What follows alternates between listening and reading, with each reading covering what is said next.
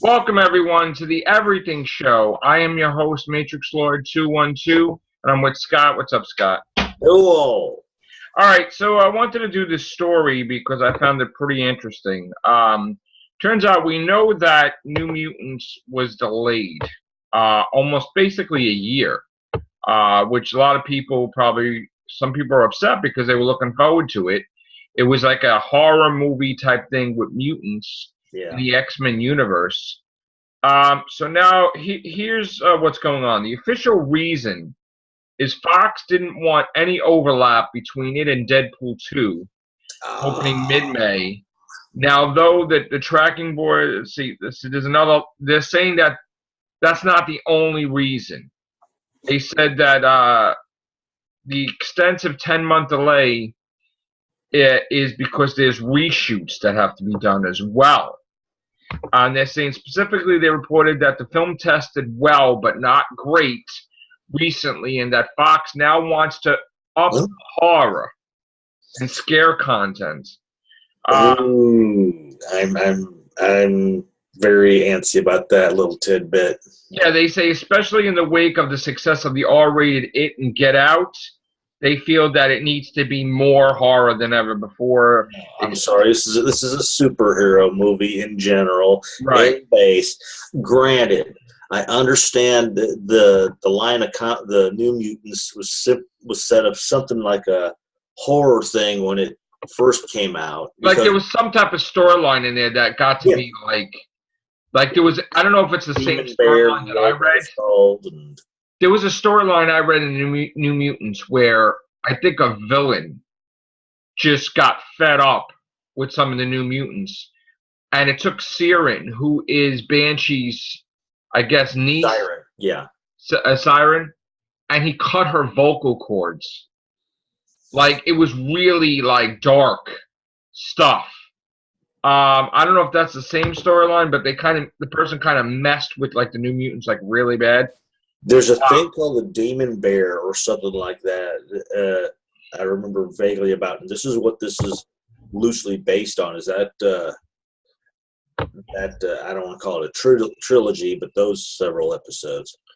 Yeah, I have to look at that one, but yeah. So I mean, look, I know that they made it where it like looks like horror, but now they want to go full on horror. How could you do that though? And then a sequel would not be. Yeah.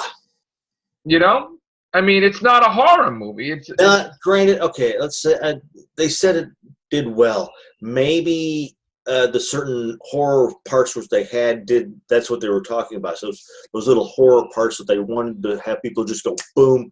But the problem is that once you do a horror thing like this, then every movie sequel has to be horror, and then it's going to look weird if it's not horror. Because it's one storyline that they had that they're copying off of. So you can't make the whole entire thing horror, though. That's the problem. Like, if you would have had it established and it was New Mutants, let's say 1, 2, 3, 4, and then you decided to do a horror, New Mutants at number 5, yes. But to start it off, then every New Mutant sequel would have to be horror, and it wouldn't make any sense, and the audience wouldn't get confused because not everybody knows what New Mutants is. No. So I'm against it, but you know what? We'll see what they do. I mean, Marvel bought them all, so when the deal is done, all this will be undone, I guess. I mean, the movies won't count as canon because they'll be established in the MCU. So we'll see. And hopefully, knock on wood, we'll get a decent Fantastic Four movie. Yes, that's what I'm looking forward most to. Even though people. Pardon the terminology, Jews, on the ones with Alba. I thought those were decent. Those were decent ones. I liked the first one. Second one's decent. Yeah, the only redeeming value of this last one was Human Torch, and they got the Thing looking decent. But those were the thing I didn't like about the second one was that it's called Rise of the Silver Surfer, and you saw him for like 5 minutes. Yeah, I thought that was like false advertising. The fact they made Galactus into an orc cloud. Yeah, that was pretty stupid. All right, we got other news. Now, if you remember last time, Sylvester Stallone, they did the Expendables, And what happened was the stupid studio leaked the thing and caused the box office for them to lose money. And I guess there was something in the contract which they said it's not fair. Now you're not going to do any more sequels because you screwed up as a movie company. Well, it looks like now they're going to bend because they screwed up. So now there's going to be an Expendables 4. Let's make it R. I'm sorry, but it does better as an R-rated thing.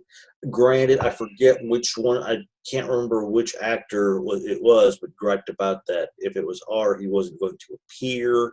Right. But to me, The Expendables is a rated R film. And what would have been great is if they could have taken a lot of the old-time action heroes like Yul Brynner, Bronson, the Duke, and they could have set up like maybe have dog tags of them, like make it seem as though their characters that they played throughout their genre could have been expendable in the past. Right. Even so, Bruce, I mean, I was supposed to have a new team. I don't know who's with Stallone this time. But I'm all for it. I mean, I saw, I think 1 and 2. I don't think I saw 3. But we'll see. Now, we also got word about the John Wick TV series. It says that Ian McShane, they want him back. mm-hmm. We don't know if John Wick himself, Keanu Reeves, is going to appear, but I think Keanu Reeves is going to produce it.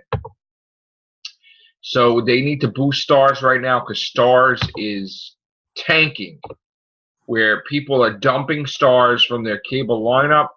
I can't think I know I got Stars for something, but I don't remember what I got it for. Only reason I got Stars was for Ash vs. Evil Dead. That's what it was. Otherwise, I didn't have Stars. And if Ash vs. Evil Dead is not going to be on Stars, if it's going to be canceled, I'm not going to have Stars. I'm going to get rid of it. Just like I got HBO for Game of Thrones. I mean, these channels, you get them for specific reasons because, let's face it, the movies that they show is not new movies. Everybody's watching new movies on demand, so it's very rare for me to watch a movie on HBO, Stars, Showtime, you know. I mean, I watch Showtime for Penny Dreadful. Yeah, and everybody's dishing out a streaming service pretty much as though it's going out of style. Yeah. Back in the 80s, having a streaming service like HBO and Stars was phenomenal.